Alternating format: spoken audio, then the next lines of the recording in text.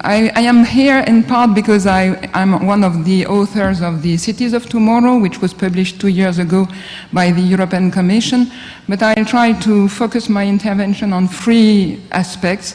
The first one is to tell you a bit more about what is urban Europe, and though there are some Europeans in the audience, I think it can be interesting for our American hosts to know more about what Europe looks like in urban shape. The second part will be more focused on some of the messages of the Cities of Tomorrow report. 100 copies are outside, so you can take it if you are interested to learn more. And the third part will be more about what the European Commission is doing in terms of funding on sustainable urban development. So I will start with the first part, with this urban shape.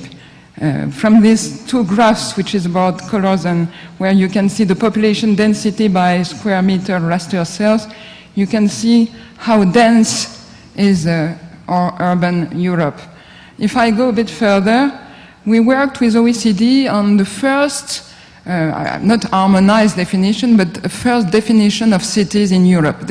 In fact, from a statistical point of view, there is no definition of city in Europe. If you go to the European Office of Statistics, Eurostat, you will not find any definition, and there is no agreement on this. And so we work with OECD, and we work from a more satellite point of view, looking at density with a very precise level of definition. And we end with where do Europeans live? And you see that 35% live in cities of more than 50,000 inhabitants, 33% in either suburbs or towns of less than 50,000 inhabitants. Why are they in the same category? Is that from satellite you cannot differentiate the 2 groups. But I think that's a very interesting finding, because we used to focus very much on cities, and sometimes on cities of more than 50,000 inhabitants and on metropolitan areas. But what we see also is much of the wealth which is generated in Europe comes from small and medium-sized cities. And we see also that more and more people live in suburbs. Urban sprawl has become a reality in Europe too, and it shows that these suburbs are both opportunities and risks, and that we have to take in account this reality. The de jure definition of city, with its administrative border, has not much to see with the definition of city de facto, which goes much beyond the administrative border of the city. And that's a fact that we have to take into account if we want really to remake cities, because it's not just cities, it's this broader reality of cities. Another thing which I found interesting to show you is a map which shows the universities and print shops in the 15th century. And it echoes in a way the importance of networks that Bruce Katz alluded to, and the fact that if you look at this map, you see the cities which were important then. And if you relate it to another map, which is a kind of hypothesis about the corridors of discontinuous urbanization at the 20th century, there is something that we call the blue banana. This is a vertical one, which comes from London to Amsterdam, Rotterdam, the Netherlands, and down to Zurich, Milano. And there is a more lighter one, which is less used, which the author called the blue banana, which goes from the more Mediterranean part of southwest Europe. And if you look at the 2 maps, it's quite striking to see that the assets which were there, in a way, in the 15th century, are still there. It's still the same cities which are important. So that was just to illustrate some of the findings about networks and the importance of networks, and also the importance of historical assets and historical heritage for Europe. Another table which I found interesting is the breakdown of worldwide top 100 cities in terms of GDP. If you look at the GDP in 2008, and if you make a projection in 2025, and this was done by PricewaterhouseCoopers, you see that if you see the number of cities which are in the top 100, we have only 15 in 2025 compared with 23 in 2008. But if you look at the GDP per capita, the situation is better because it shows you that in terms of wealth per inhabitant and GDP per inhabitant, there are still 33 cities in terms of GDP per capita in 2008, and still 33 cities if you look at the GDP per capita in 2025. Another thing on which I wanted to draw attention is the importance of quality of life in cities. We have just issued a survey which I coordinate. It's a survey which is done with 41,500 interviews in 83 European cities, and it shows how much the perception of quality of life is important for European cities and how much, very strongly, it correlates with the quality of services. Quality of transport, quality of health services, quality of sport, quality of cultural infrastructures, and so on and so forth, urban safety and many criteria. And there I just pick one of the many graphs we have produced, which is the fact that there is a strong correlation between the satisfaction with public spaces, which are important for us and which we think is still an important model for remaking cities, and the satisfaction to live in city. And overall, the level of satisfaction is over 70% in 63 cities out of 83. I think it's an interesting finding of the study. Now I would like to come more about what is in our report. I would say that the storyline I would say first that the report was very well received by the European Parliament, by the Committee of the Regions, by many political instances in Europe, because I would say that the tone of the report is more humanistic than the general discourse is those days. With the crisis, many of the dominant discourses are about competitiveness, but there is less attention on social equity and services and all things which are a bit challenged by the crisis. So we were surprised and also happy to see that if you speak with all these city mayors, all these representatives of cities, if you look at the political documents which have been shaped by the ministries in charge of urban housing in the 28 member states of Europe, you see that there are very strong values. And that was the point of departure of our report, is to recognize the fact that there is a shared vision of a European model of city. It's maybe not a European model of city, but at least it's something on which we agree at European level. So a place with a high degree of social cohesion, a platform for democracy, cultural dialogue, and diversity, and we think that diversity is essential, a place of attraction and an engine for economic growth. Bruce Katz show some figures about this evidence, and a place of green, ecological, environmental regeneration, because we see that cities are both problems and solutions to environmental challenges. But the storyline of the report is that the model is at risk given a series of challenges. And there I would like to focus on two range of challenges. The first challenge is social polarization and spatial segregation. All the findings we have about Europe is that everywhere social polarization increases.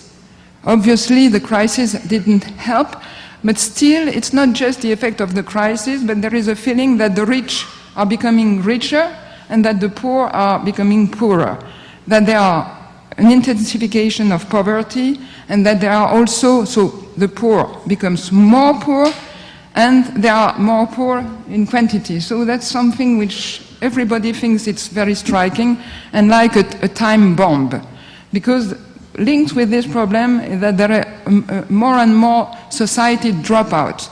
People who don't believe anymore in community involvement. People who don't believe anymore in policy making and in their politicians, in their local representatives. So we have there a very important issue to handle.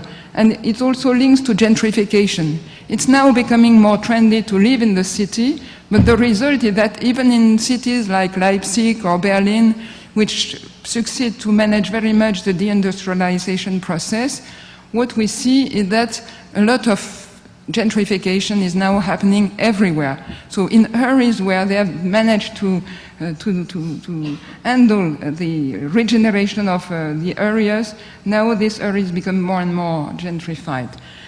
There are three scenarios stemming from this. One scenario is to multiply, I would say at macro-political level. One scenario is to multiply short-term jobs, jobs without contracts, part-time, temporary jobs. Okay, this is done by some countries with a relative success. Another scenario leads to put the poor people outside the city, and that's another scenario which is happening. So you give them a minimum wage, so they don't go too far, they are too much at risk, but more or less they are brought outside the city, in suburbs or further down. And the third scenario, which is the more optimistic scenario, is to take into account the fact that the newly employment jobs do not necessarily match with the ones which have disappeared. So there are new jobs related to the green economy, to the service economy, but what we observe is that these new jobs are not the same people than the ones who lost their jobs. So the evidence is there that we must share the value, that we must redistribute the benefits, and that we must make sure that those people who have lost their jobs and we are still not employed and that will still be unemployed in 5 or 10 years from now can be part of the local society through the service economy and through the non-market economy, I would say. The other challenge, and I will go quickly, is the demographic and economic challenge. The Metropolitan Institute of Research in Budapest has made a very interesting study where they classified European cities according to this shrinking and economic. What we observed is that some cities are still growing despite of the general shrinking or aging society and face challenges with migration, but there are still a number of cities where there are both demographic decline and economic decline. And these are the cities where a focus of attention should be sustained, because it's really an issue in Europe. We cannot just say, okay, we close down the cities. It's like a series of micro Detroit. It's not one big city, it's a series of small cities. A friend of mine was mentioning Eisenhüttenstadt in ex-Eastern Germany. 40,000 of people out of 70,000 of the city living in the city were working in the industrial sector.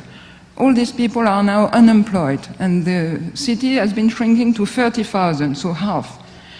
All the infrastructure for waste, for sewage has to be redefined. So the cities are really very much have to redesign completely and to take the burden, the financial burden of the downsizing of services. The third challenge which I wanted to focus upon is the territorial challenge. Here you have the agglomeration of Milano. The agglomeration of Milano is a very attractive and very city, but there is an issue of negative externalities because air is very polluted, there is a very high level of traffic jam, and so there are efforts to link together the cities around Milano. But in fact, we know also that from a governance point of view, it's difficult, and there are also polarization forces. So despite of the new technology, services tend to focus in Milano, and there has been, for example, 2 high-speed trains built between Torino and Milano and between Bologna and Milano, and at the end, the result tends to bring more workers to Milano, which before worked in Torino and Bologna. So you have effects which are very difficult to master. What is the European cohesion policy doing? The European cohesion policy inside the European Union is a redistributive policy.